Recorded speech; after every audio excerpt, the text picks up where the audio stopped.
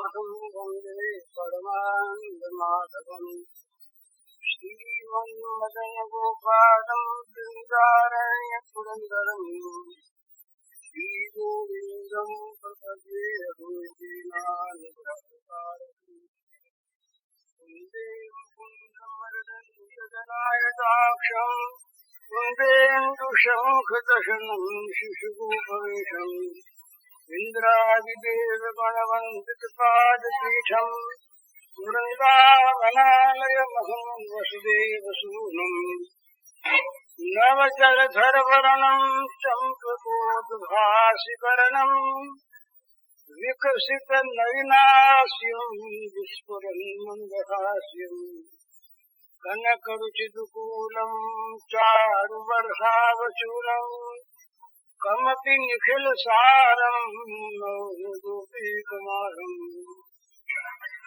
वंशीविभूषितकरान्नवनीरदाभात् पीताम्बरादरुणबिम्बफलाधरोष्ठात् पूर्णेन्दुसुन्दरमुखादरविन्दनेत्रात् कृष्णात् परं किमपि तत्त्वमहं न जाने ध्यानाभ्यासवशीकृतेन मनसा तन्निर्गुणं निष्क्रियम् ज्योतिर्किञ्चन योगिनो यदि परं पश्यन्ति पश्यन्तु ते अस्माकं तु तदेव लोचनचमत्काराय भूयाच्चिरम् कालिन्दी पुलिनेषु यत्किमपि तन्नीलं महोधावती श्रियै।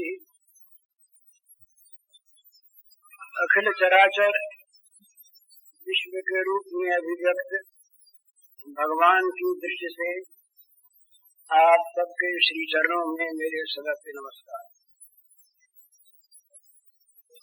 ये साधना के क्षेत्र में सबसे पहली चीज है श्रद्धा। चाहे वो धन कमाने की साधना ही हो, बिल्कुल लौकिक साधना हो, जहाँ श्रद्धा नहीं होगी उस काम में आपका मन लगेगा नहीं। श्रद्धा पहली चीज है। अश्रद्धया हुतम दत्तम तपस्तप्तम कृतं यत् असिद्धिमुच्यते पार्थ न च प्रयत्नो यः। भगवान कहते हैं कि अश्रद्धा से किया हुआ हर एक काम, उत्तम दत्तम तपस्तप्तम, हवन किया हुआ, दान दिया हुआ, तप किया हुआ, स्वाध्याय किया हुआ, सब असत होता है, मिथ्या होता है, कोई फल नहीं होता।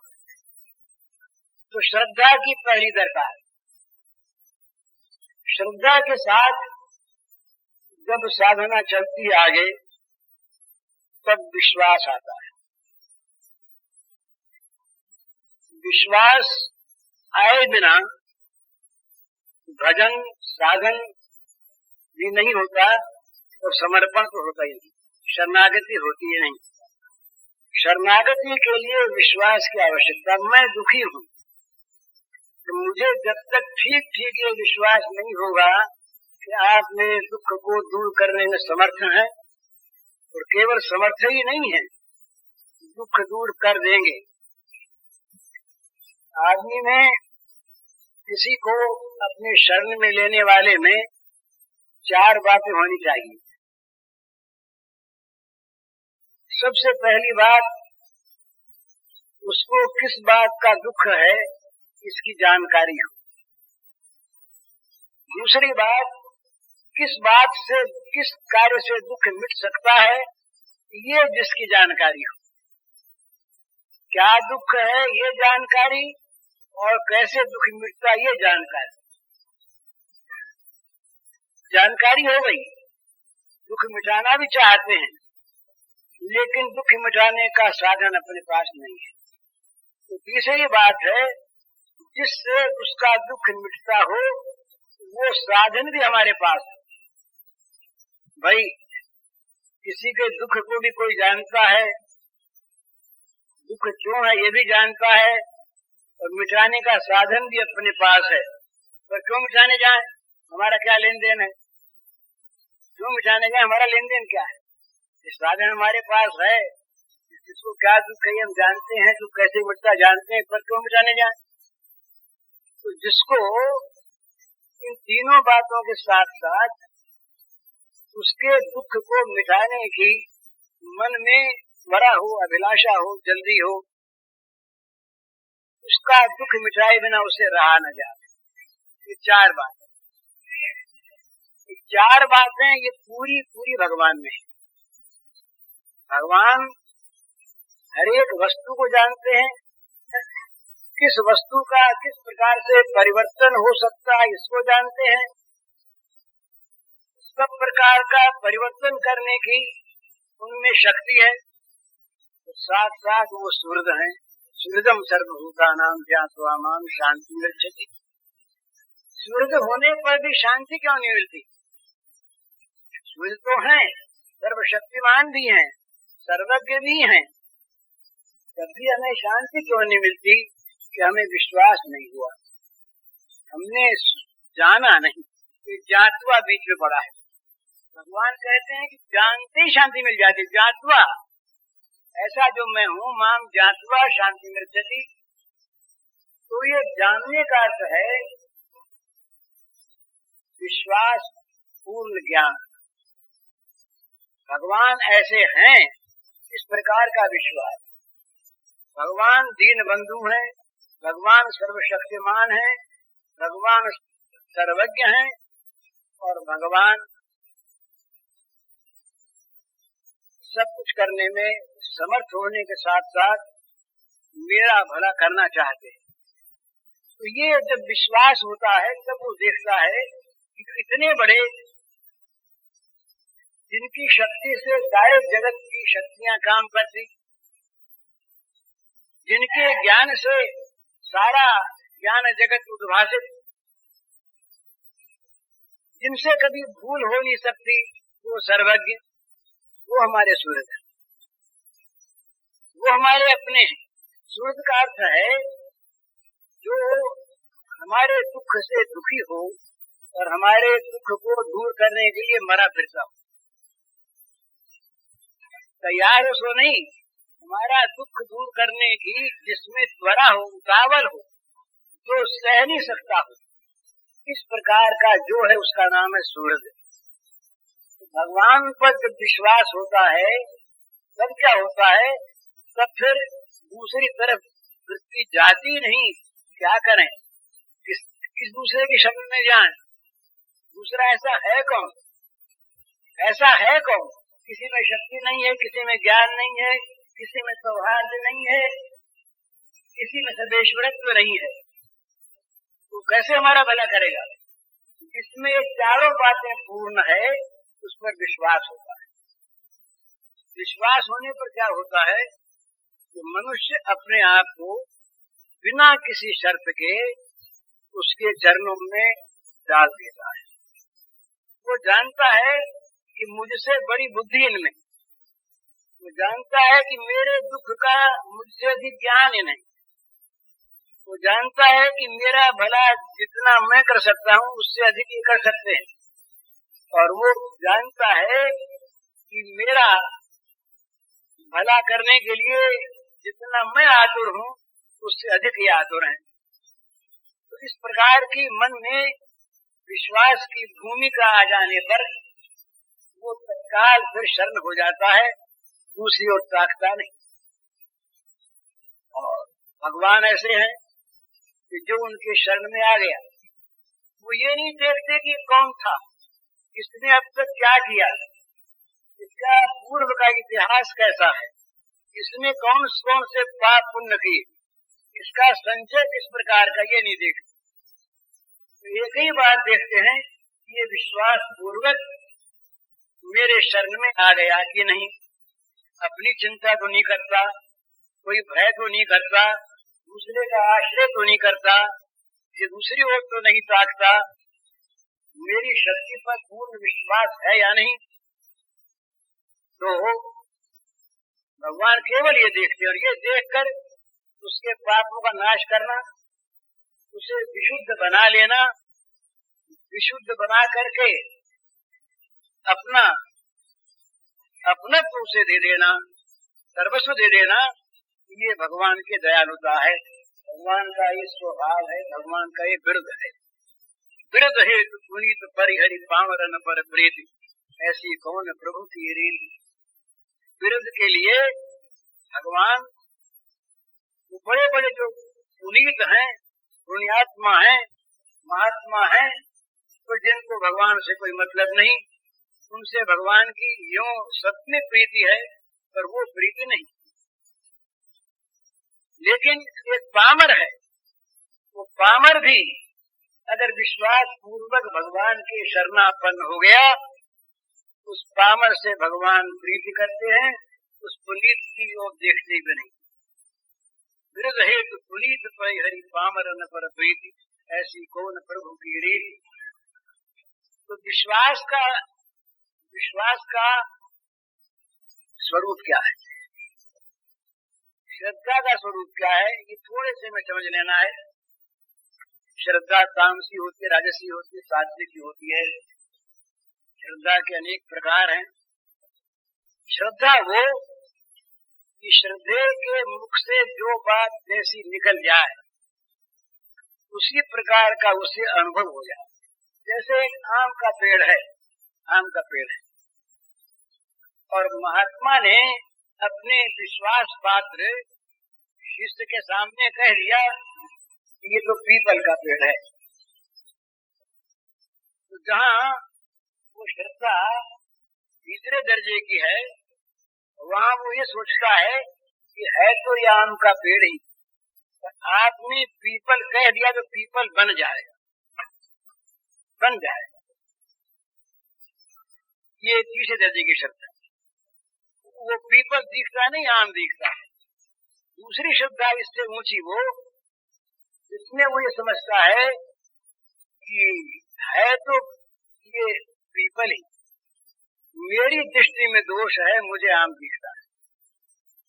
क्योंकि ये जो कहते हैं ये तो ठीक ही है, इनकी आंख ठीक है, मुझे ये पीपल न दिखकर आम दिखता है, मेरी दृष्टि का दोष है। और तीसरा वो जिसको आम दिखना बंद हो जाए, पीपल दिखने लगे, तो श्रद्धा उसे उस पेड़ को पीपल में परिणत कर दे उसकी दृष्टि में। ये श्रद्धा। और असल में यही है, हम जो कहते हैं ना कि जगत यूं दिखता, हमारी आंख ऐसी है। संत कहते हैं, महात्मा कहते हैं कि जगत तो भगवत रूप है, वासुदेव सर्वज्ञ की, सब कुछ वासुदेव है। भगवान कहते हैं कि मेरे सिवा कुछ है ही नहीं, मध्य बर्तरम नास्ति किंचित् धनंजय। संत कहते सो ठीक, पर हमको तो ऐसा ही दिखता है। ये हमारी श्रद्धा का अभाव। श्रद्धा यदि पूर्ण हो जाए तो विश्वास अपने आप आ जाता है, और जहाँ विश्वास की पूर्णता है, वहाँ जिसमें हमारा विश्वास है, वो विश्वास केवल इसी बात में नहीं है कि वो सर्वशक्तिमान है, हमारा भला कर सकता है। उसकी प्रत्येक क्रिया पर, प्रत्येक चेष्टा पर हमारा विश्वास है। वो जो सोचता उस पर विश्वास, वो जो करता उस पर विश्वास। ये हम लोग स्वयं देखते हैं अपने घरों में ही। बीमार पड़े, वैद्य को बुलाया, बोले वो बड़े अच्छे वैद्य, उनको बुलाओ। दूसरे को बुला के लाए, बोले इन पर हमारा यकीन नहीं है, ये शायद ठीक नहीं जानते, बोले उनको बुलाओ। वो वैद्य जी आ गए। उन वैद्य जी ने नब्ज देख करके दवा का नुस्खा लिख दिया। क्या रोगी पूछता है कि आपने क्या दिया है? क्या रोगी कहता है कि आपने जहर दिया कि अमृत दिया है? उस वैद्य पर विश्वास है। और डॉक्टर कहता है कि भाई इसमें तो सड़न पैदा हो गई, इसको चीरना पड़ेगा, तुम्हारे अंग को काटना पड़ेगा। विश्वास नहीं है तो नहीं करता, पर विश्वास है, हाँ ठीक है, आप कहते हैं ना काटना पड़ेगा। अभी हमारे घर में एक ऑपरेशन हुआ बड़ा भारी, हमारे दामाद का एक का। तो सर्जन ने हमसे कहा, जब वो जाने लगे अंदर ऑपरेशन रूम में, तो सर्जन ने कहा, ये घटना हुई कि देखिए मैं पेट खोलूंगा अपेंडिक्स के ऑपरेशन के लिए, पर पेट खोलने पर मुझे यदि कोई दूसरी चीज दिखाई देगी तो मैं सर्जन हूं, निकाले बिना रहूंगा नहीं। मैंने उनसे ये कहा कि मैं इस बात को नहीं जानता। अगर आपको पूरा विश्वास हो कि ये ऑपरेशन सफल हो जाएगा तो मेरा आप पर विश्वास है। वो महाराज बड़ा ऑपरेशन हुआ, 10 मिनट के बाद भी 4 घंटे लगे। बड़ा मेजर ऑपरेशन हुआ, बड़ी तकलीफ हुई, वो अच्छे हो गए। कहने का मतलब क्या है कि हम अपना अंग कटवाने के लिए तैयार हो जाते हैं विश्वास पर। और भगवान कहीं हम भगवान के शरणागत हैं और बोले हमारा सिर दुख रहा है, बोले महाराज सिर हमको आपके शरणागत अच्छा हो जाना चाहिए, और दर्द बढ़ गया। तो हम उस समय अगर ये सोचें कि हम भगवान के शरणागत और भगवान सर्वशक्तिमान, ये दर्द भी नहीं मिटा सके, संदेह करें तो विश्वास करें। ये दर्द बढ़ाया उन्होंने, और दर्द का के अच्छे करने वाले वो दर्द को मिटाने वाले वो, दर्द की पीड़ा का अनुभव करने वाले वो, हम तो उनके हैं। तो विश्वास होने पर ही विपरीत क्रिया में अनुकूलता मालूम होने लगी है। ये हम सबका अनुभव है। क्रिया विपरीत है, पर यदि हमारा विश्वास है तो ये हमें दिखता है कि हमें दिखती है बात अभी खराब है, पर ये जो कर रहे हैं इसमें कोई संदेह नहीं कि हमारा इसमें मंगल होगा। तो विश्वास होने पर बुरी से बुरी क्रिया में, विपत्ति से विपत्ति में भगवान का स्मरण होता है, भगवान की कृपा के दर्शन होते हैं। कुंती देवी ने भगवान से वरदान मांग लिया, विपुल संतन शाश्वत जगत गुरु। ये भगवान हम लोगों पर, हम ही पर नहीं, हम लोगों पर जब आप कुछ देना चाहें तो विपत्ति दिया करें। क्यों महाराज, क्यों विपत्ति? क्यों? विपत्ति में आपके दर्शन होते हैं और आपके दर्शन से पुनर्भव की प्राप्ति होती है। तो मतलब कहने का क्या, विपत्ति में भी भगवान आते हैं, मृत्यु में भगवान आते हैं, अपमान में भगवान आते हैं, निंदा में भगवान आते हैं, रोग में भगवान आते हैं, दुख में भगवान आते हैं, इसी प्रकार सुख में भी आते हैं। उनके विभिन्न स्वरूप हैं। विभिन्न प्रकार से अपने शरणागत का वो कल्याण करते हैं। कभी बड़े विकट रूप में, ये सारे उन्हीं के रूप हैं। अगर सुंदर वो है तो बीभत्स कौन है? क्या बीभत्स कहीं दूसरे स्थान से पैदा हो गया? तो सारे रस उनमें, वो जिसके द्वारा अपने शरणागत को कल्याणमय देखना चाहते हैं उसी का प्रयोग करते हैं। प्रयोग करने में भूलते नहीं, शक्ति में कमी नहीं, और सौहार्द उनका नित्य वर्धनशील। तो ये विश्वास जहाँ होता है वहीं पर ये जान लेने की बात है। यदि हम बात में भगवान पर से ये कहें विश्वास अपना मान है, और ये कहें कि हमको बड़ा विश्वास आप पर है, हम तो आपके शरणागत हैं, हम जो कुछ कहें वो सब काम आप कर दिया करें महाराज, तो उनके करने की शक्ति पर तो विश्वास है, पर हमारे लिए वो कभी भला सोच भी सकेंगे इस पर विश्वास नहीं। हमें वैद्य पर विश्वास करते हैं। एक वकील कुछ भी दस्तावेज लिख करके लाता हमारे सामने, हम अंग्रेजी पढ़े लिखे नहीं, वो कहता है इस पर दस्तखत कर दो, उस पर दस्तखत कर देते हैं। और जो भगवान सर्वज्ञ सर्वशक्तिमान सर्वेश्वर सर्वयोग महेश्वर परम सूर्य, उन भगवान के विधान के संबंध में उसकी मंगलमयता पर हमारे मन में विश्वास नहीं होता, तो बिनु विश्वास भगत नहीं, तेहि बिनु द्रवहि न राम, राम कृपा बिनु सपने जीव के न विश्राम। बिना विश्वास के भजन ही नहीं होता, शरणागति होती नहीं। और उसके बिना राम अत्यंत कृपालु हैं, दयालु हैं, पर वो हम पर द्रवित हैं, ये हम जान नहीं पाते। उनकी कृपा की अनुभूति हमें नहीं होती।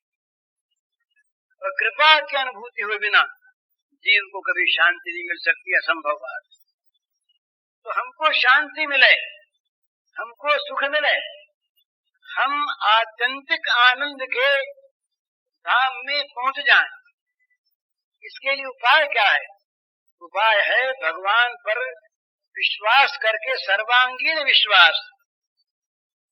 केवल उनकी शक्ति में नहीं, हम कभी ये सोचने लगे कि हम भगवान पर छोड़ दें और वो हमारे मन के न कर अपने मन के कर दे, तो ये होता है, मुकदमा है।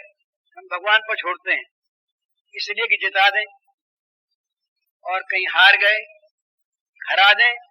इसलिए हम जब अपने को शरणागत मानते हैं, वहां पर भी अपनी योजना भगवान के सामने रखते हैं। हम आपके हैं, हम आपके शरणागत हैं, आप हम हमारे प्रभु हैं, सब कुछ आपके किए होगा, हमारा ये काम है, ये काम आप कर दीजिए, ये काम है, ये इसकी हम सोचेंगे। ये नहीं कहते भगवान से कि आपको अच्छा लगे सो करिए, जो आपको उचित मालूम हो, अच्छा मालूम होता वो करिए। ये कहने में मन में डर लगता है, तो ये विश्वास में कमी है। तो विश्वास के बिना शरणागति नहीं होती। अभी जो आपने पद सुना वो तो विश्वास के आगे की चीज है, वो है प्रेम। प्रेम का एक बड़ा अटपटा स्वरूप है, और इसलिए वो अनिर्वचनीय प्रेम स्वरूपम, प्रेम का निर्वचन नहीं होता। प्रेम का अर्थ भगवत प्रेम ही है। भला जगत में जितने प्रेम हैं, तो सारे प्रेम किसी न किसी रूप में काम है, क्योंकि जगत में जितने प्रेम होते हैं उसमें कहीं न कहीं निज सुख की वांछा का कोई लेश रह जाता है। और भगवत प्रेम ये सुसुख वांछा लेश गंध कल्पना विहीन है, सुसुख वांछा लेश गंध कल्पना विहीन। तो इसमें प्रेम में पूर्ण समर्पण होता है। पूर्ण समर्पण होने पर क्या होता है? ये बड़ी विलक्षण चीज है। भगवान किसी बात में अभावग्रस्त नहीं है। किसी चीज का भगवान के पास अभाव हो और उसकी पूर्ति हम कर दें, ये संभव नहीं है, क्योंकि हमारे पास जो कुछ है ये उनके ही खजाने का कोई गण है, और उनके पास जो कुछ है वो अनंत है। तो उनको हम क्या देंगे? किस चीज से हम उनका अभाव मिटाएंगे? तो उनके स्वभाव में एक किस प्रकार का माधुर्य है, ये भगवान का स्वभाव माधुर्य, वो शक्ति माधुर्य है, रूप माधुर्य है, विभिन्न भगवान के माधुर्य सौंदर्य हैं।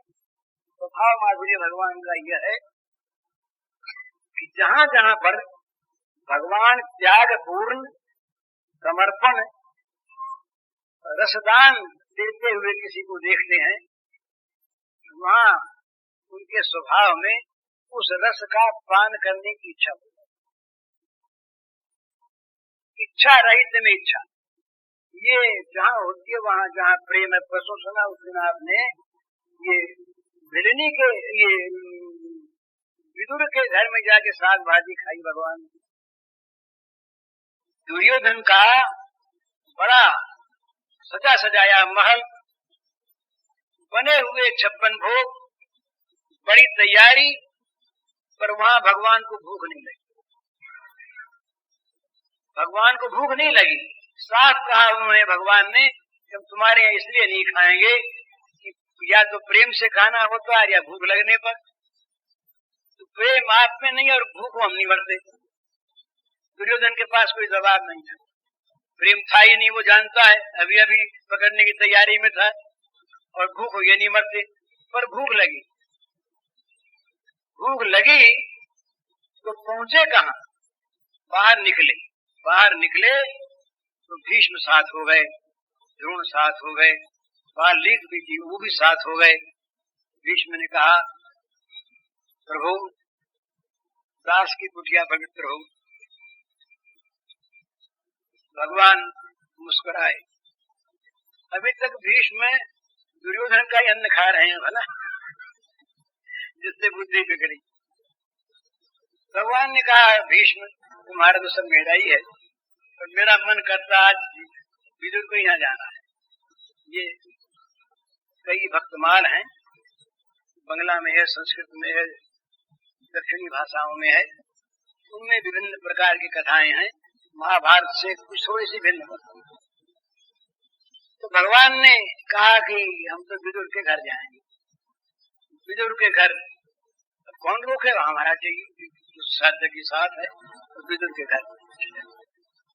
पहले सुनी हुई बात होगी आपकी, बड़ी मधुर है। विदुर दुर्योधन के आश्रित थे, और दुर्योधन का अन्न नहीं लेते थे, वो और किसी प्रकार से उपार्जन करते थे और बड़ी गरीबी से रहते थे। उनके घर में कमरे वमरे नहीं थे, ऐसे ही छाया वाया हुआ घर था, बाहर एक किवाड़ लगा था, बीच बीच में छान के नीचे वो एक घास का ही पर्दा खड़ा कर दिया, एक कमरे बन गए। इस प्रकार दारिद्र्य उनका संगी था। कई बार चेष्टा की धृतराष्ट्र ने, कई बार चेष्टा की दुर्योधन ने भी, इनको खरीद लिया जाए, सबको खरीद लिया, पर विदुर नहीं खरीदे जा सके। विदुर स्पष्टवादी रहे निरंतर, विदुर कुछ लेते नहीं थे। विदुर के घर में कभी अन्न रहता, कभी न रहता। विदुर के घर में वस्त्रों का अभाव। तो ये एक भक्तमाल की कथा है कि विदुर के घर जिस समय आप पधारे, उस समय विदुरानी स्नान कर रही थी, संध्या का समय था। अब विदुर के घर में कपड़े का अभाव, 2 साड़ी नहीं थी। वो विदुर पत्नी देवी एक चिथड़ा लपेट लेती और साड़ी धोकर सुखा देती, सूख जाती, तब उसे पहनने की 2 साड़ी थी नहीं। तो वो उस समय स्नान कर रही थी, साड़ी सूख रही। भगवान की भूख का ये आप ठीक स्वरूप देखिए, ये बाहर गए, अब नहा रही है, एक तरफ आड़ लगी है छप्पर में, और ये बाहर से जाके जिसको अपने देश में जिसको फलसा कहते हैं ना, फलसा, कोई पक्के के बाद थोड़े ही थे, कब्जा उब्जा लगे हुए। तो भगवान ने बाहर जाकर, अंदर से बंद था, तो भगवान ने पुकारा, मैया, माँ माँ, मुझे बड़ी भूख लगी है, मैं कृष्ण बाहर खड़ा हूँ। माँ माँ, मुझे बड़ी भूख लगी है, मैं कृष्ण बाहर खड़ा हूँ। अब ये कान में आवाज पहुंचते ही विदुर पत्नी भूल गई कि वो कहाँ है, क्या कर रही है। अरे कृष्ण बाहर खड़ा है और उसे भूख लगी है, माँ को पुकार रहा है। अब सब कुछ भूल गई, श्री कृष्ण को जल्दी कुछ खिलाना है, भूख लगी है ना, उसको भूख लगी है। तो वो उसी हालत में जाके उसने किवाड़ को, भगवान क्या कहना है, उनके स्नेह का, उनके प्रेम का, उनके रसदान का, रसपान का पीतांबर फेंक दिया ऐसा। तो वो पीतांबर अपने आप ऐसा फेंका कि वो पीतांबर उसकी साड़ी बन गया। भगवान के पीतांबर से सारे अंग ढक गए विदुर पत्नी के, आ गई बाहर, हाथ पकड़ लिया, जैसे माँ बच्चे का हाथ पकड़ती है। भूख लगी है, चल भीतर चल, भीतर ले गई। अब भीतर ले गई तो वहां कौन सा सिंहासन पड़ा था, एक टूटा पीढ़ा उल्टा पड़ा था, चारों पाए ऊपर और बीच में से वो टूटा हुआ बैठने को स्थान नहीं। तो उल्टे उल्टे पीढ़े के पास जाकर बैठ जा। अब उसी के बीच में बैठ गए, बड़ा सुख, अपमान नहीं, इतने बड़े महान, और उनका ये तिरस्कार। पर ये तो लेने ही गए थे, वो इसी का रस लेने गए थे। बड़े आराम से जैसे कोई सिंहासन पर बैठा हो, सुख सैया पर बैठा हो, बैठ गए। बोले भैया भूख लगी, हाँ अभी लेना। अब होश आवाज तो है नहीं, भूख लगी है, खिलाना और कुछ पता नहीं। तो भगवान की इच्छा, उनकी माया लीला, उस दिन घर में कुछ वहीं पर केले रखे थे, केले। तो उसको तो ये तो पता नहीं कि केला है कि आम है, संतरा है कि पपीता है, ये तो पता नहीं, खिलाना है। तो सोचा अंदर गुठली है, ऊपर खाने की चीज है, गूदा है। तो केले के गूदे को तो लगी फेंकने, गुठली को क्या दे, और वो छिलके छील करके देने लगी। अरे मैया बड़ा स्वाद, मैया आपके तो बड़ा रस आया, बड़ा स्वाद आया, मैया ये फल तो बड़ा अच्छा। तो वो देती जाए, खाते जाए। अब अनंत में सब अनंत होता है, न मालूम वो रास की रात्रियां जैसे अनंत हो गई, न मालूम कितनी देर तक विदुरानी के यहाँ केले की छिलकों का पहाड़ लगाया इन्होंने। खाते रहे, अब इनकी भूख न मिटे। ये महाराज जब भूखे होते हैं उस समय इतने भूखे होते हैं कि खिलाने वाला थक जाए, और इसके खिलाने वाले भी ऐसे होते क्या, इनमें खिलाने वाले और खाने वाले में होड़ लगती आपस में, तो फिर उसकी वस्तु नहीं चूकती और इसके और इनकी भूख नहीं मिटती।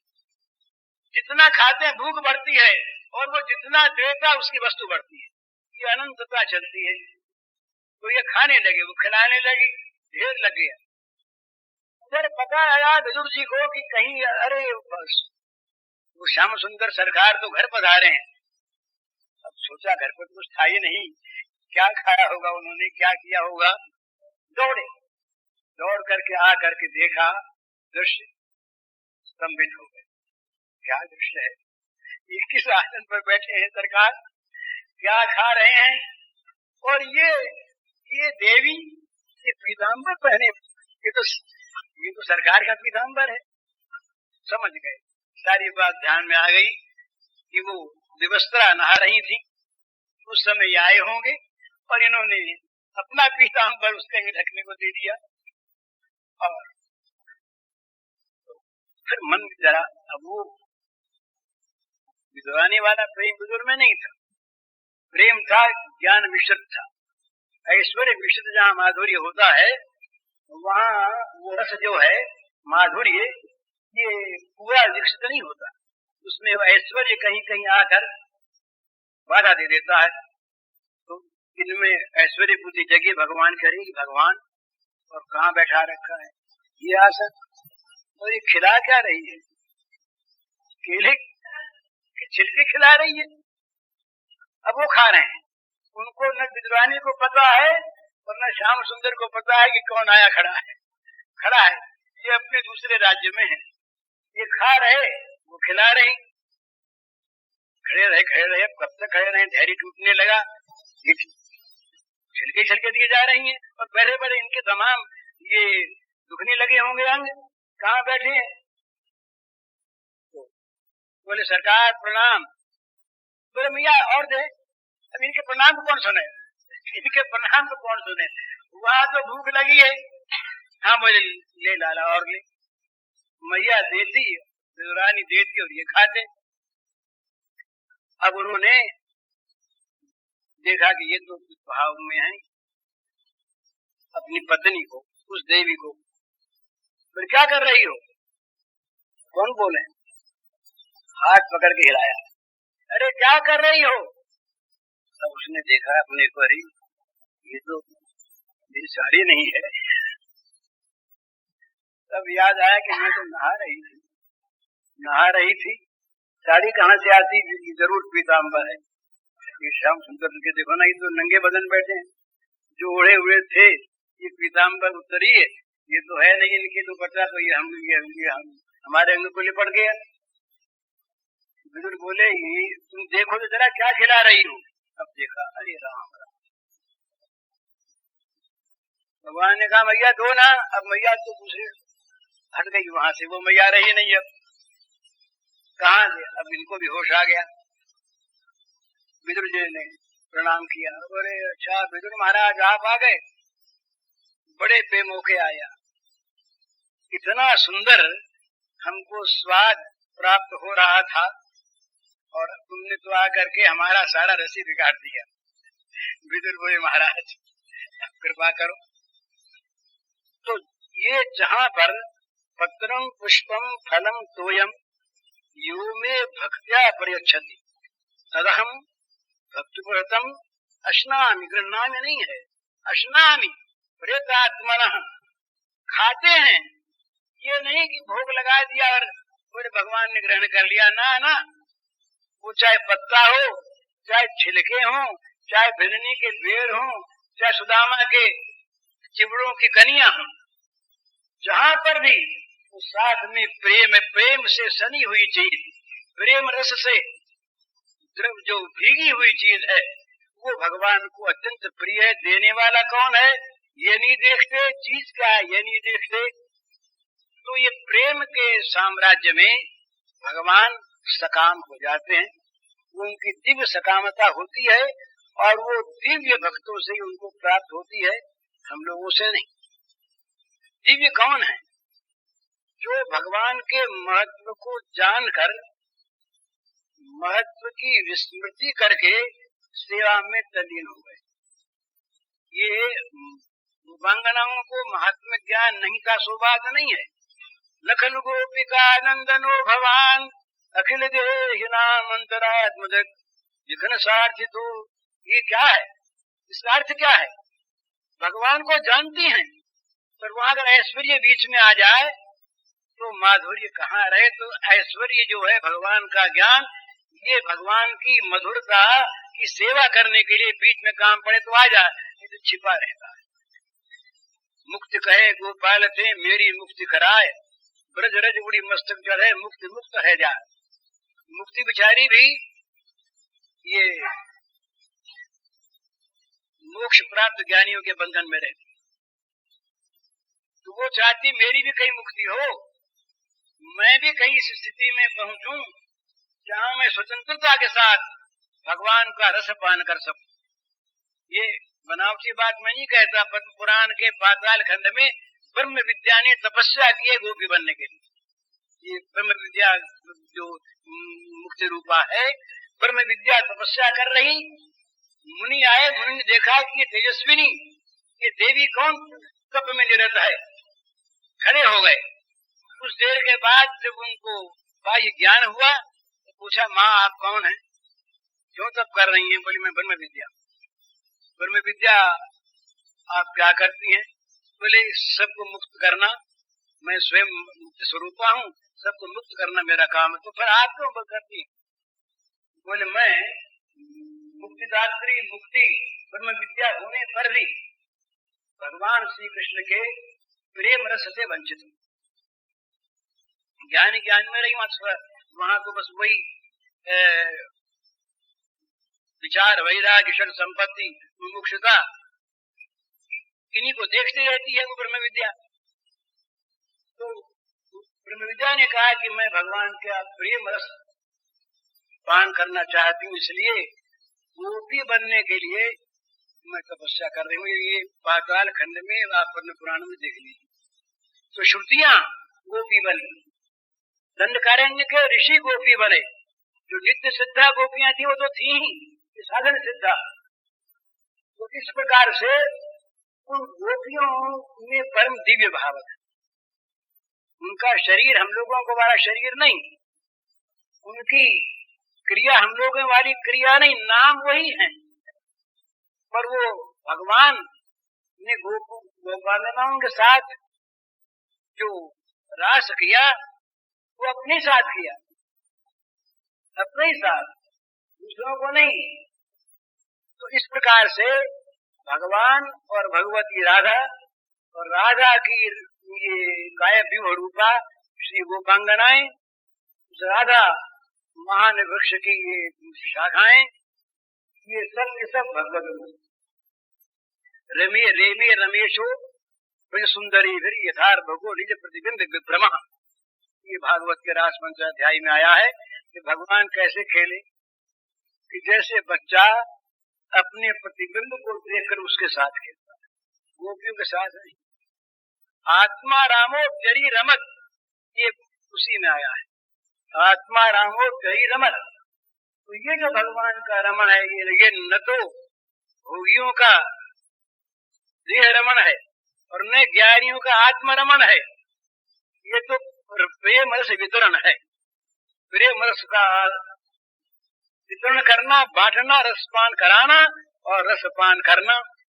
तो इस प्रेम में, सर मैं बोल देता, इस प्रेम में क्या होता है,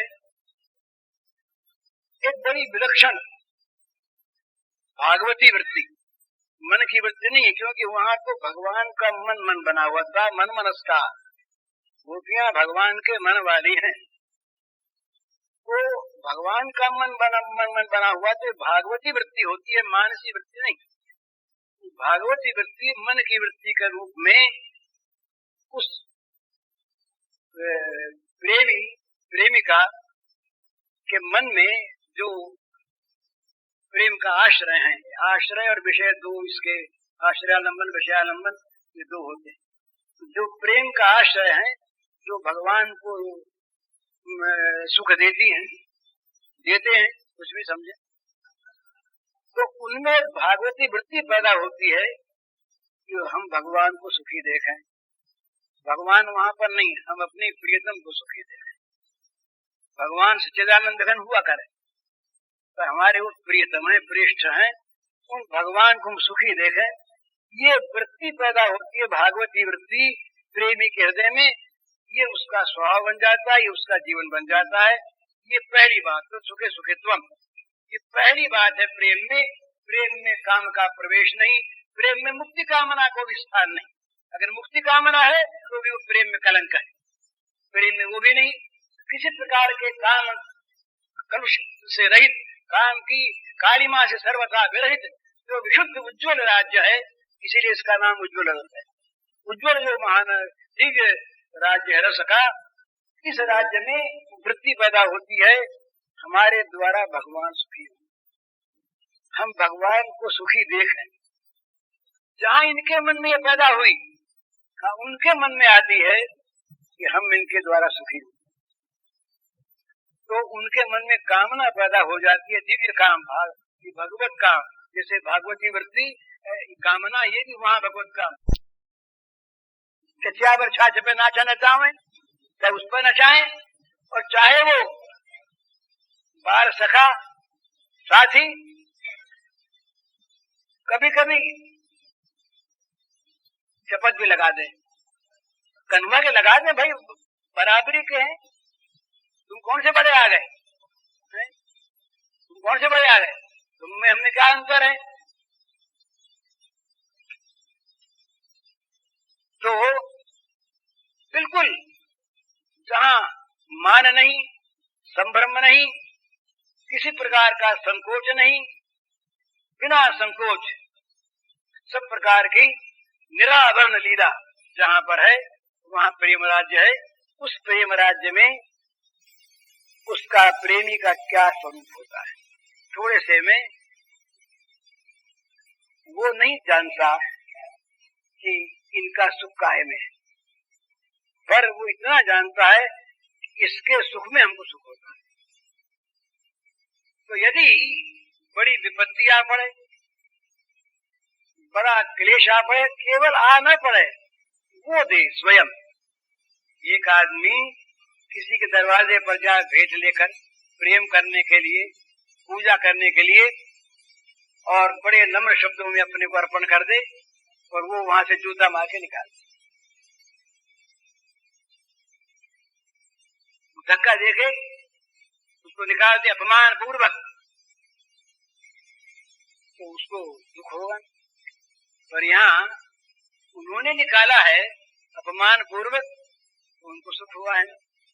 ये अपमान रोज हुआ कर, ये अपमान रोज हुआ कर, उनको सुख देने वाला जो हमारा दुख है, ये दुख हमारे लिए चिरस्थायी हो जाए। अगर हमारे नरक में रहने से उनको सुख है, तो हम कभी भी नरक से बाहर न निकलें। हमारे जलते रहने से अगर उनको सुख है, तो हमेशा जलते रहें। हमें जलाते रहने में उनको सुख है, तो वो हमें जलाते रहें। वो मेघ गरजता है, बड़े जोर से बादल गरजता है, बड़ी जोर की, बड़ी विकट ध्वनि करता है, बिजली डाल देता है, सब जल जाता है, भस्म हो जाता है। बड़े पत्थर बरसाता है, ओली बरसाता है, और वो चातक देखता है कि मेरा प्रियतम मुझको अपना मानता है ना, तो अपने मन मानी करता है, इसमें उसको सुख मिलता है, तो चातक का प्रेम घटता नहीं। इसी प्रकार जहाँ प्रेम का वास्तविक उदय है, प्रेम के उदय में प्रेमास्पद की प्रत्येक क्रिया, प्रत्येक विचार, प्रत्येक आचरण, प्रत्येक रुचि, प्रत्येक चेष्टा, प्रत्येक संकेत ये प्रेमी के लिए परम सुखद और ग्राह्य होता है। उसका वो तिरस्कार तो करता ही नहीं, उसमें उसको दुख की अनुभूति तो होती ही नहीं, उसमें प्रतिकूलता तो मालूम होती ही नहीं, अनुकूलता के दर्शन होते हैं। प्रियतम बड़े सुखी हैं इससे, तो ये दुख हमारे लिए सदा की संपत्ति बन जाए, ये हमें कभी छोड़े नहीं। तो विश्वास होने पर भी ऐसा हो जाता है, लेकिन प्रेम में तो अपनी किसी प्रकार की मंगलाकांक्षा है नहीं। विश्वास में यह है कि जो कुछ करते हमारा मंगल होगा, अपने मंगल की कामना तो है ना। यहाँ प्रेम में मंगल की कामना नहीं है, प्रेम में अपनी विस्मृति है। प्रेम में तो केवल एक ही कि इनको सुख होता है ना, बस। अपने कुछ नहीं, अपने दुख का, अपने अमंगल का, अपनी विपत्ति का, अपने संकट का, अपने नरक का कोई भय नहीं, कोई उससे मन में प्रतिकूलता नहीं। प्रियतम सुखी हो, तो प्रियतम के सुख में जहाँ सुख है वहाँ प्रेम है। ये प्रेम जहाँ होता है वहाँ वो प्रियतम, प्रेमी को प्रियतम बना लेना चाहता है, वो आश्रयालंबन बनना चाहता है विषयालंबन से अलग होकर के। वो स्वयं राधा की आराधना करना चाहता है, गोपी की आराधना करना चाहता है। गोपी राधा किसी स्त्री का नाम नहीं है। जिसमें जहाँ पर इस प्रकार का परम त्याग पूर्ण समर्पण है, उसी का नाम गोपी है, वो चाहे कोई हो, गोपी भाव। तो कहने का मतलब यह है कि इस प्रेम में कहीं पर भी किसी प्रकार भी निज सुख वांछा कल्पना का लेश नहीं रहता, तब इस प्रेम का उदय होता है। प्रेम के उदय हो जाने पर एक बात और है, वो कह के समाप्त करता हूँ। जो प्रेम किसी भी कारण से घटता है, रुकता है, वो प्रेम नहीं है, उसमें कहीं न कहीं काम है। प्रेम का स्वरूप है प्रतिक्षण वर्धमानम, चाहे उसकी वृद्धि की गति किसी की तेज हो किसी की कम हो, पर प्रेम में जहाँ रुकावट आती है या प्रेम जहाँ पीछे को मुड़ता है, घटता है, वहाँ वो प्रेम का चाहे प्रारंभ हुआ हो, लेकिन उसमें काम की कलुषता है। कहीं न कहीं मन की बात नहीं हुई, इसलिए वो आगे बढ़ने से रुकता है। तो जहाँ प्रेम में चाह है, कामना है, वहाँ प्रेम नहीं है। जहाँ राम तो है काम नहीं, जहाँ काम नहीं राम, तुलसी कब हम कर ही सके रवि रजनी एक ठाम। जैसे सूर्य और रात्रि ये दोनों एक समय एक साथ नहीं रह सकते। सूर्योदय है तो रात्रि नहीं है, और रात्रि है तो सूर्य छिपा हुआ है। जहाँ प्रेम है वहाँ काम नहीं है, जहाँ प्रेम है, जहाँ काम है, वहाँ प्रेम नहीं है। तो जहाँ जहाँ पर भी प्रेम कहीं तो प्रेम रुकता है, तो ये प्रेम की कसौटी है। प्रेमी अत्यंत रोता हुआ भी अत्यंत बरहातुर है, पर वो इतना हंसता है अपने हृदय में, इतना आनंद मग्न है कि उसके आनंद की तुलना ब्रह्मानंद से नहीं हो सकती। प्रीतम का सुख देख रहा है, प्रीतम के उस हंसते हुए मुख को अपने में पा रहा है। ये वियोग में संयोग और संयोग में वियोग वास्तव में प्रेम ही होता है। भगवान का कभी वियोग नहीं होता। वियोग काल में मिलन है और मिलन काल में वियोग है। मिलन में अमिलन नहीं है और अमिलन में मिलन है। इस प्रकार की ये अनोखी रीति प्रेम में होती है और बड़ी सुंदर, और इसके सब अधिकारी हैं। बस एक ही बात है, त्याग करने को प्रस्तुत हों तो भगवान दिव्यता अपने आप देते हैं, प्रेम रस देते हैं। रस और आत्मा कहाँ से? अरे प्रेमी में रस कहाँ से आ गया? रस तो रस के जो भंडार है वहीं से आता है, रसो वही कहा। रस तो भगवान है, लेकिन अपनी रस में डेल कर अपनी रस में भगवान अवगाहन करते हैं। देख न सके मने देखने वाले घबरा जाएं। इस प्रकार की व्याकुलता को कहते हैं परम व्याकुलता। तो क्या व्याकुलता होने पर भूल हो सकती है? तो व्याकुलता ही तो याद है। जिसके लिए व्याकुल हो चित्त उसकी स्मृति तो व्याकुल करती है, और विस्मृति में स्मृति है।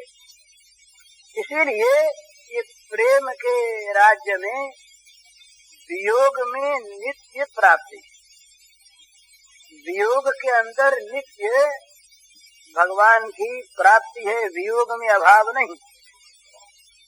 ये बहुत समझने की चीज है कि जिस वियोग में अभाव होता है वो वियोग भगवान का वियोग नहीं। सांसारिक वस्तुओं के वियोग में अभाव की प्रतीति होती, और भगवान के वियोग में अभाव की प्रतीति नहीं होती। भगवान स्मृति के द्वारा हृदय में आकर बैठ जाते। तो भगवान का वियोग भगवान का अभाव नहीं करता, परंतु जहाँ अभाव की कल्पना है वहाँ इस प्रकार की बेचैनी है, इस प्रकार का परम व्याकुल भाव है कि उसकी छटपटाहट को देखकर, उसकी तड़पन को देखकर देखने वाले लोग व्याकुल हो जाते हैं। उनके मन में करुणा उत्पन्न हो जाती है कि क्या हो गया।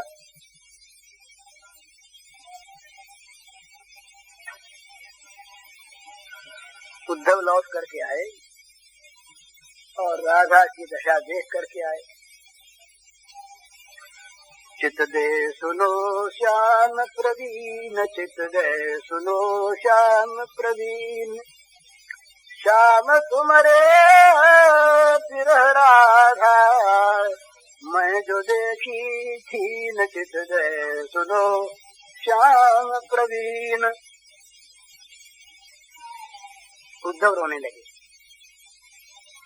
ये विभिन्न भाव हैं। उद्धव ये भाव भी देख करके आए कि राधा से राधा नाथ का वियोग कभी हुआ ही नहीं और है ही नहीं।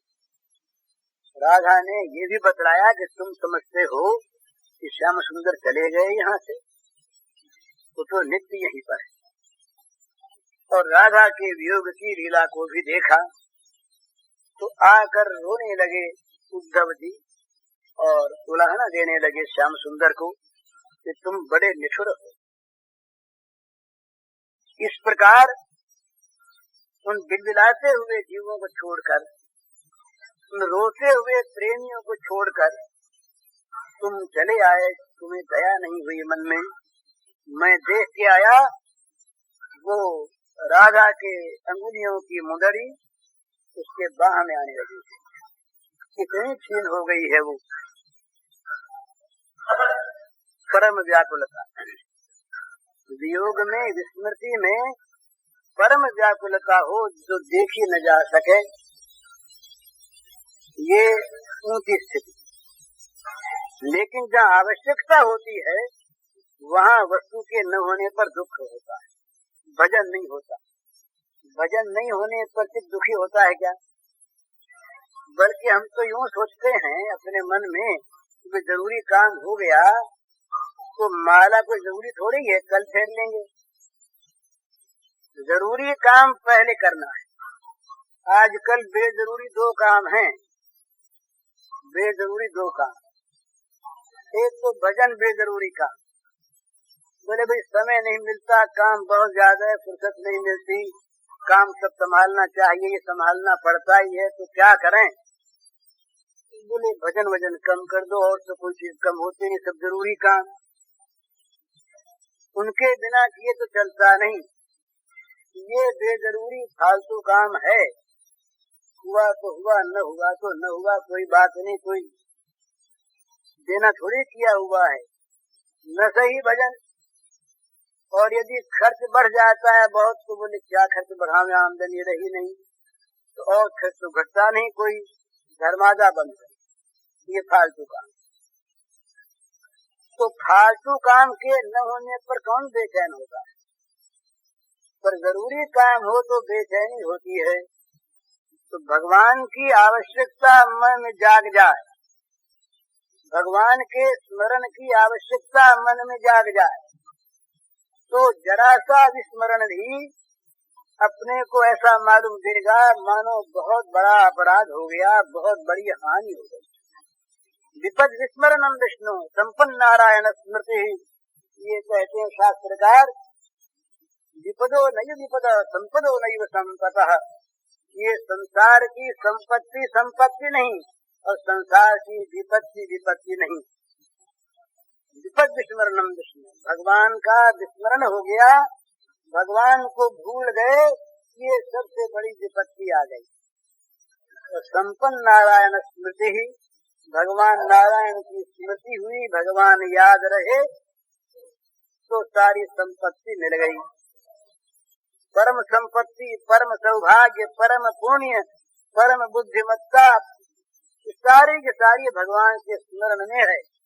और जहाँ भगवत स्मरण का अभाव वहीं विपत्ति, वहीं दुर्भाग्य, वहीं दुख, वहीं पाप, वहीं विपत्ति, वहीं मूर्खता।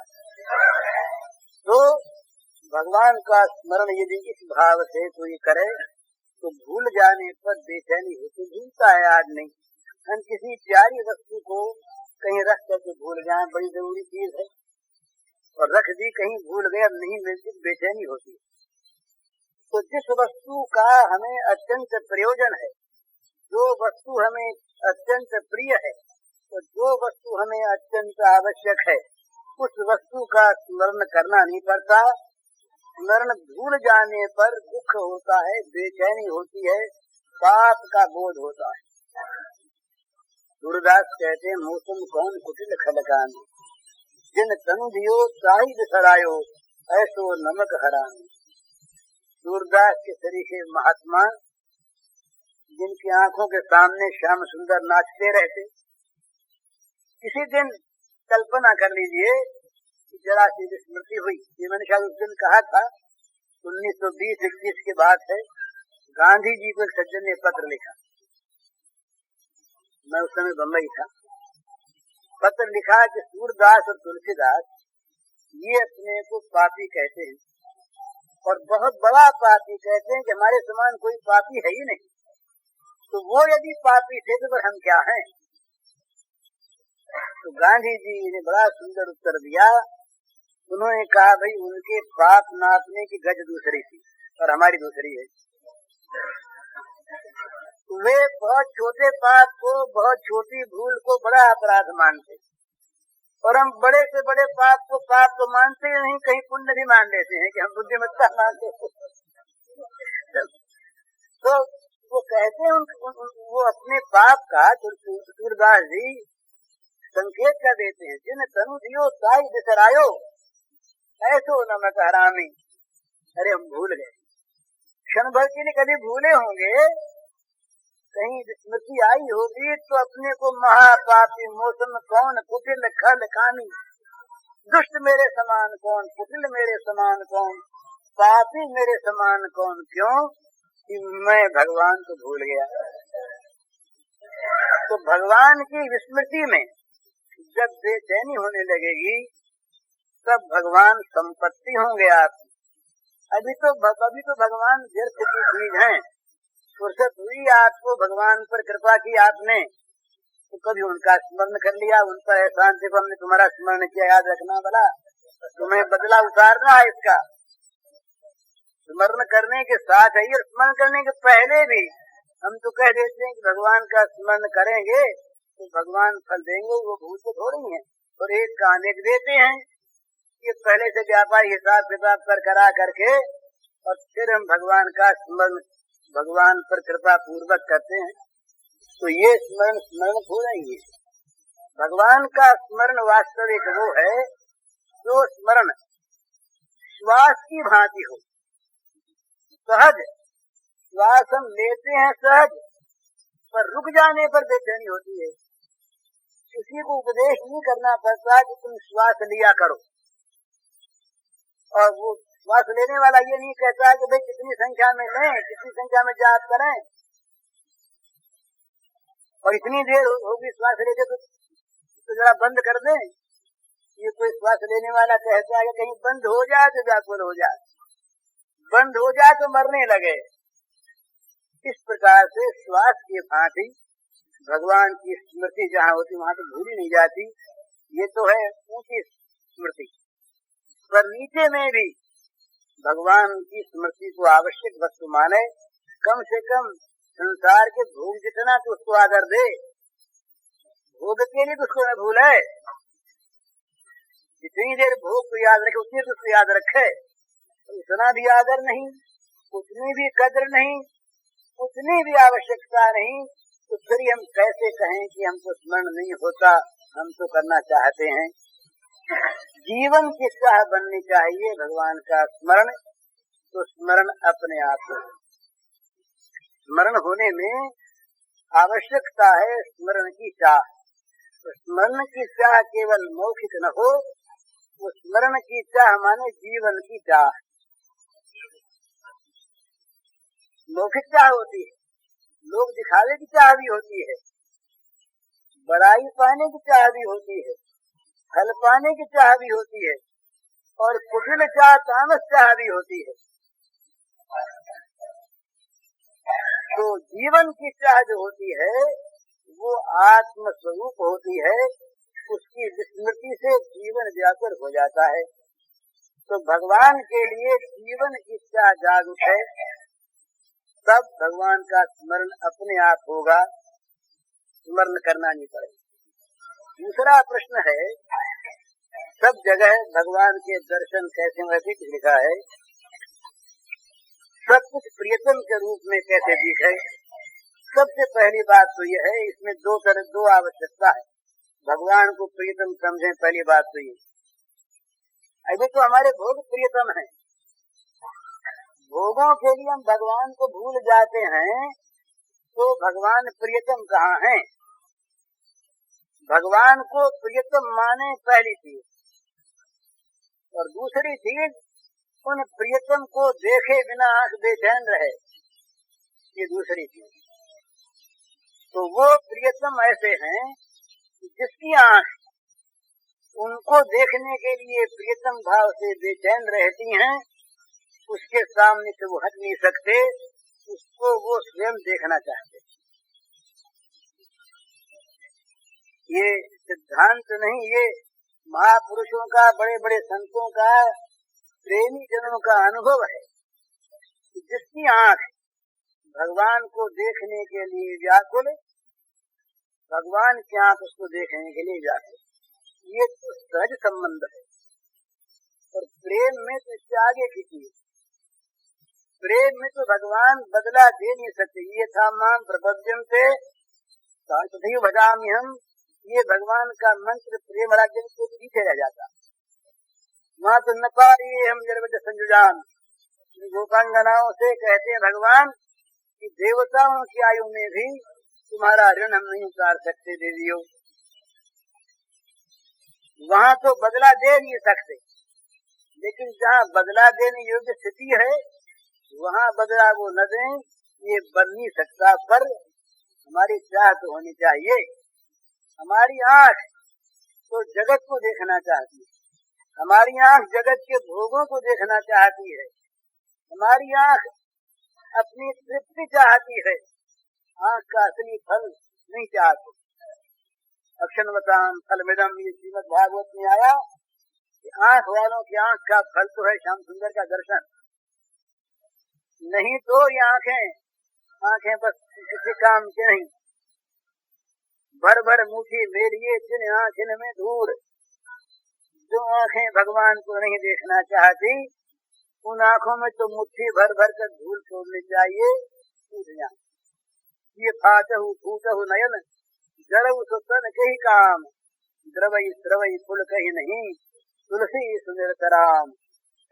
भगवान का स्मरण करके जिसका हृदय द्रवित न हो, पिघल न जाए, वो हृदय फट जाए। जिन आंखों में भगवान की स्मृति से ही प्रेम के आंसू न बहने लगे शीतल, वो आंखें फूट जाए। और भगवान के मधुर स्मरण से जिसका शरीर रोमांचित न हो जाए, वो शरीर जल जाए। ये फाटहु फूटहु नयन जड़बु सुतन, कही काम स्रवई स्रवई पुल गई नहीं तुलसी सुमिर सलाम। तो भगवान को सर्वत्र प्रियतम रूप से देखने का साधन है भगवान को प्रियतम मानना। प्रिय, प्रियतर, प्रियतम ये भेद होते हैं। एक चीज प्यारी, एक चीज प्यारी में प्यारी, और एक चीज सबसे अधिक प्यारी। प्रियतम का अर्थ है सबसे अधिक जो प्रिय हो वो। तो सबसे अधिक प्रिय होने पर जितने और प्रिय पदार्थ हैं वो गौण हो जाते हैं, वो न मिले वो मिलना चाहिए। जो प्रियतम है उसके न मिलने पर प्रियतर और प्रिय पदार्थ की आवश्यकता नहीं। कहीं ये मिले और वो जाता हो तो ये न मिले वो मिलना चाहिए।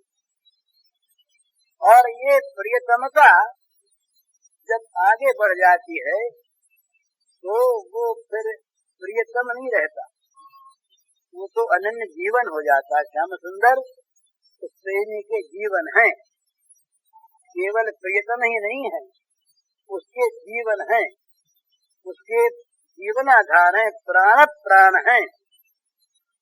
तो वो सर्वत्र दिखते। आंखें नित्य उनको देखती है, कान नित्य उनके शब्द श्रवण करते हैं, जिह्वा निरंतर उनका रसामृत पान करती है, अंग नित्य उनका दिव्य स्पर्श प्राप्त करते हैं, और नासिका नित्य नित्य उनके अंग सुगंध को प्राप्त करती रहती है। यदि इन इंद्रियों में ये चाह हो तो ये एक और बड़ी विलक्षण और बड़ी सच्ची और आश्चर्यप्रद बात है कि जगत के जिन विषयों को इंद्रियां चाहती हैं वो चाहने पर नहीं मिलते। उसके अनुसार पहले के कर्म बने हुए हों तो मिलते हैं। और भगवान को यदि चाहें और वो चाह यदि जीवन की सच्ची हो तो भगवान मिल जाते हैं। क्यों मिल जाते हैं कि भगवान है। क्यों मिल जाते हैं कि भगवान कर्म के फल नहीं है, चाह के फल हैं। ये बड़ी विलक्षण बात। धन मिलना दुर्लभ है, यदि कर्म न हो तो भगवान मिलने सहज है, क्योंकि वो कर्म के फल नहीं। और हम तो इतने अभागे हैं कि जो वस्तु चाह से नहीं मिलती उसके लिए तो रात दिन रोते फिरते हैं, तो वे वस्तु मिले और रह जाए। तो जो वस्तु चाह करने पर मिल जाती है उसकी ओर हम मुंह मोड़े हुए हैं, ये हमारा दुर्भाग्य है। तो भगवान को प्रियतम रूप से सर्वत्र देखना हो तो भगवान में प्रियतम भाव करो। ये सबसे पहली बात। भगवान ही प्रियतम, उसके सिवा कुछ भी प्यारा नहीं। जो भगवान के अनुकूल हो, जो प्रियतम की सेवा के लिए रहे वो तो रहे, और नहीं तो कठिन बात है महाराज। इसका उल्टा अर्थ लोग ले लें, इसलिए कहने में डर तो लगता है, क्योंकि उल्टा तो सहज में रहते। तुलसीदास कहते हैं, जाके प्रिय राम वैदेही सजिए ताहि कोटि बरी समय, यद्यपि परम स्नेही जाके हे प्रिय राम वैदेही। पिता तजो प्रहलाद विभीषण बंधु भरत महतारी, बलि गुरु तजो कंस ब्रज बनितनि, भय जग मंगलकारी जाके प्रिय राम वैदेही। इसको सुन करके बोले आज से हमने माँ बाप को छोड़ दिया और आज से गुरु को छोड़ दिया, और देवियां कहते कि आज से हमने पतियों को छोड़ दिया। इसका तात्पर्य ये नहीं है, तात्पर्य इसका दूसरा है, बड़ी सुंदर ऊंची बात अपने पर ले लो। हम अगर किसी के पिता हैं, किसी के पुत्र हैं, किसी के भाई हैं, किसी के पति हैं, किसी की पत्नी हैं, और हम यदि अपने उन संबंधियों को भगवान में न लगाकर नरकों में ले जाने वाले भोगों में लगाते हैं, तो हम उनके बैरी होंगे। तो हमारा त्याग करना उनके लिए इष्ट है, भगवान की प्राप्ति के लिए इष्ट है, त्यागने के लिए इष्ट नहीं। पूज्य श्री भाई जी के इस प्रवचन का शीर्षक है श्रद्धा का स्वरूप। इसका सीडी नंबर है 53 का 7 और कैसेट संख्या है 476।